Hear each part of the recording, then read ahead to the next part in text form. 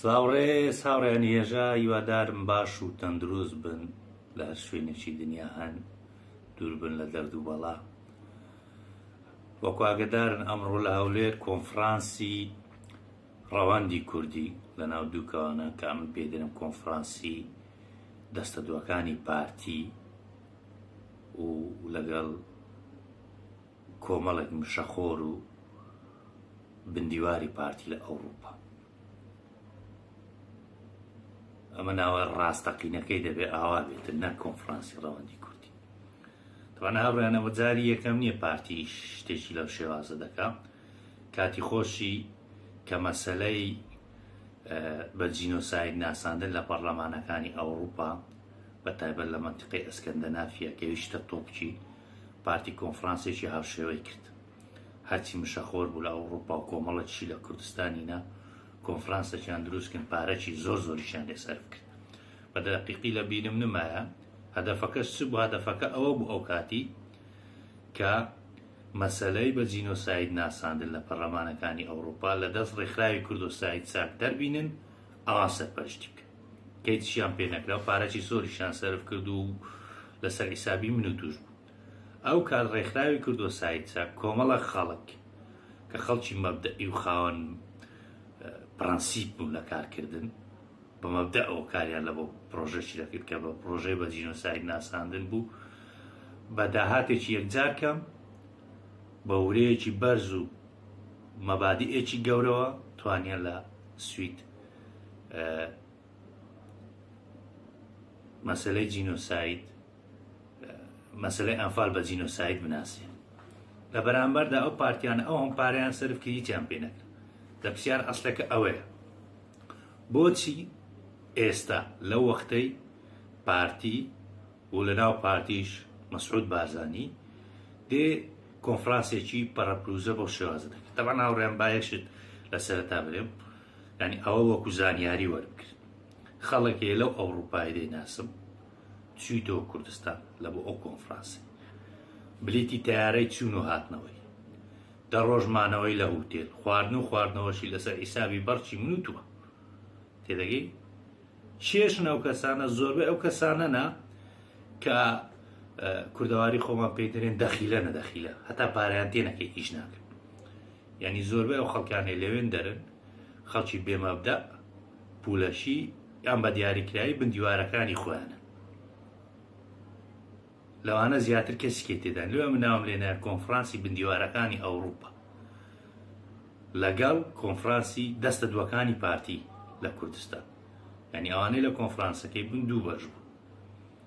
بەشەکیان ئەو بندیوارانە بوون کە ئەوروپای بوون بەشی زۆریان تەبان هەمووینا و بەشێکی کەشی دەستە دووەکان وەکو عەمەی حاجی مەحموود مەلا بەختیارە ئەو پێڕەیە بوو.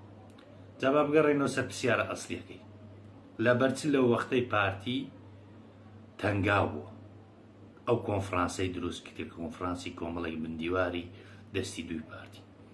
ڕێیان کاریگەری ئەو دەنگدانەوە نێودەوڵەتیەی کە لەسەر مەسەلەی کۆچی کوردان لە بۆ بیلاڕووسیا و ڕەنگدانەوەی لە میدیا جیهانیەکان و باسکردنی لە هەموو ناوەندە جیهانیەکان پارتی دەیەوێت بێتن بەو جۆرە کۆنفرانسانە بە ئەوروپیەکان بڵێ ئەوە ڕەواندی کوردی من خاوەنیمە.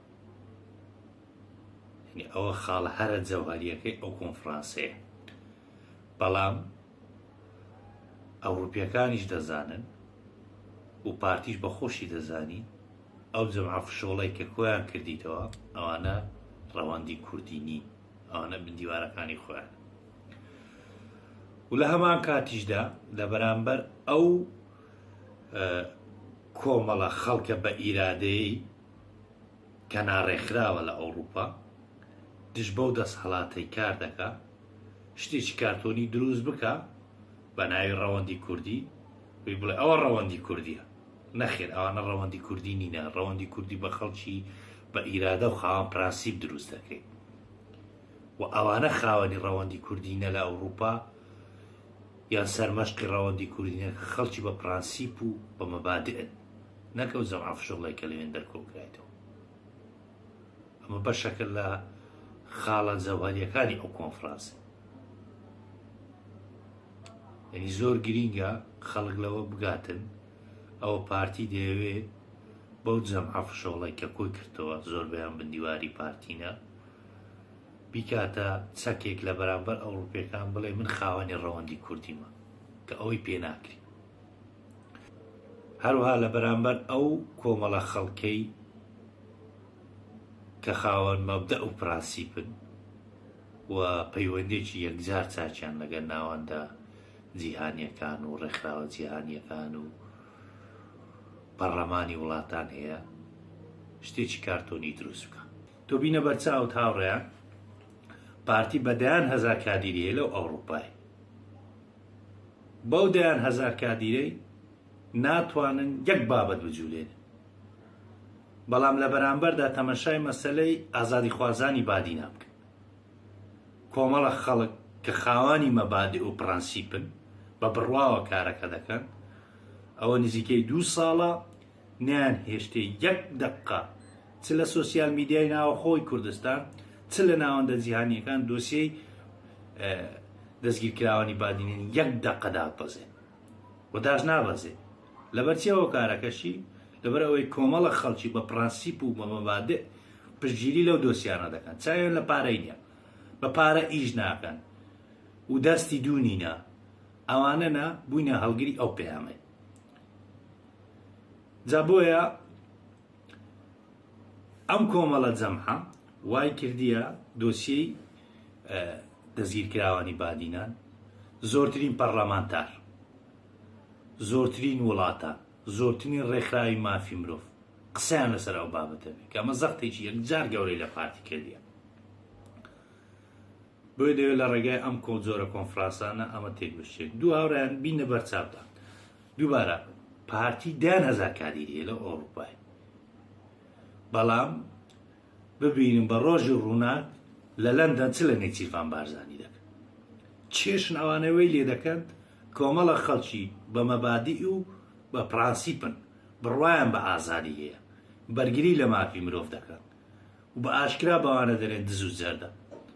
10,000 کادیر ناتوان بەرامبەر بە جەمعەکی کۆمەڵە خەڵکی مەبادی و بە پرانسیپ ڕابوەستن. هۆکارەکەی چییە؟ هۆکارەکەی ئەوەیە ئەوان وەکو دەخیلە ئەگەر پارەیان تێنەکەی ئیش ناکەن، لە بەرامبەردا کۆمەڵە خەڵکی بە مادی و پرانسیپ دژ بەو دەسەڵاتەی دژ بە گەندەڵیەکانی پێشێلکاریەکانیان کار دەکەن. یعنی هاوڕێیان پارتی ترسی لە ڕەوەندی کوردی ئەوەندە زۆر بووە لەبەر چالاک بوونی، بۆیە دێ بەم شێوازە کۆنفرانسانە دەوێت بەلاڕێدا بە بەڵام پێی ناکرێت، لەبەر ئەوانە ڕووی ڕاستەقینەی ڕەوەندی کوردی نینە.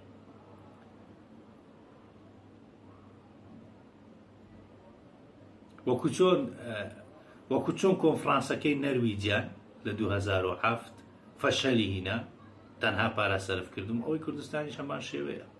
وەکو لە سەرتاش وتم هەموو ئەوانەی لە ئەوروپا هاتینەوە بلیتی تیارەیان چون و هاتنەوەیان مانەوەیان 10 ڕۆژ لە کوردستان دەمێنێن تەبان لە هوتێلە ڕاقیەکانی هەولێر، هەمووی لەسەر گیرفانی ئەو خەڵکە ڕەشوڕوتەیە. یەک خاڵی بچووک لەنا ئەو کۆنفرانسەی وەردەگری، کۆنفرانسێک بی هی بندیوارەکانی ئەوروپای ببورم مەبەستم کۆنفرانسی ڕەوەندی کوردیە یان کۆنفرانسی بندیوارەکانی پارتی لە ئەوروپا. مەسعود بارزانی ئامادە بێ، مەسعود بارزانی ئامادە بێ لەگەڵ کۆمەڵێک بندیواری کە هەموو ئەوانەی کە کوردایەتی ڕۆژانە لە بۆمان لێ دەدەنەوە لە کۆنفرانسێکی ئاوا ئاڵای کوردستان سەراوژێردا بندرێ دەبێت چ کۆنفرانسێک بێ. یعنی ئەوە چ کۆنفرانسێکە کە نەزان ئاڵای کوردستان چۆن دادەندرێ. تەماشای کورتە ڤیدیۆی بکەن.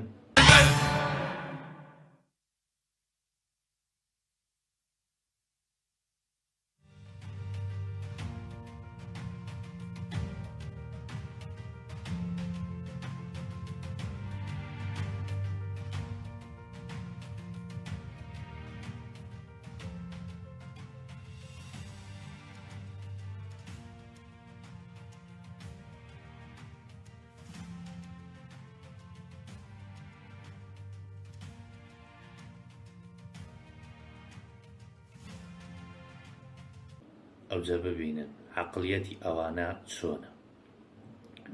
ئەوانە هەر بەناو کوردایەتی دەکەن لە بۆ دزی فزی خۆیان. هەژینا کوردایەتی لە کتەوان بریتە لە کاڵایەکی بازرگانی پێوەکردن زیاتر هیچکە نییە. وە ڕەوەندی کوردی بەشی هەرە زۆری دوور و نزیک پەیوەندی بەو مشە خۆرانە نییە کە لە کۆنفرانسەکەی ئامادە. ڕەوەندی کوردی ئەوانە نەکە ڕۆژ و شەو لەسەر یەکدا دەنێن لەوەی تاوانەکانی ئەو دەسەڵاتە جەلادەی بە ناوەندەکانی جیهانی بگەین. ڕەوەندی کوردی ئەوانەنە پێشێرکارێکان کە بەرامبەر بە تاچی کوردەکری بگەینە ناوەندە جیهانیەکان. ڕەوەندی کوردی ئەوانەنە کە بە ڕاستەقینە ڕووی ڕاستەقینە ئەو دەسەڵاتە دیکتاتۆرە دەگەینە. ڕەوەندی کوردی ئەوانەنە کە بەرپرسەکی دز و گەندەڵ دەبینن لە شوێنێک ڕووبەڕوو ڕیسوای دەکەن. ئەوانە ڕەوەندی کوردینە. ڕەوەندی کوردی ئەوانە نینە کە لە ئەوروپادا ژی و بندیواری کوردستانیشیان هەیە. ئەوانە ڕەوەندی کوردی نینە. بۆی من زیاتر کاتتان ناگرم، هەر مەبەستمەوە بوو عافیە لە بۆ مەسعود بارزانی و مەسرور بارزانی لە کۆنفرانسێک ئامادە بن، ڕێخەرانی کۆنفرانسەکەی نەزانن ئاڵای کوردستان چۆن دادەنێ، هەربژی کورد و کوردستان. ئاوایە ژیان هاوڕێیان. ئەگەر نازانن با من ئاڵای کوردستانتان پێ پیشاندەم. ئەوە ئاڵای کوردستانە لە ماڵەکەی من تێدەگەی کە نازانن چۆن دادەندرێ ئەوە.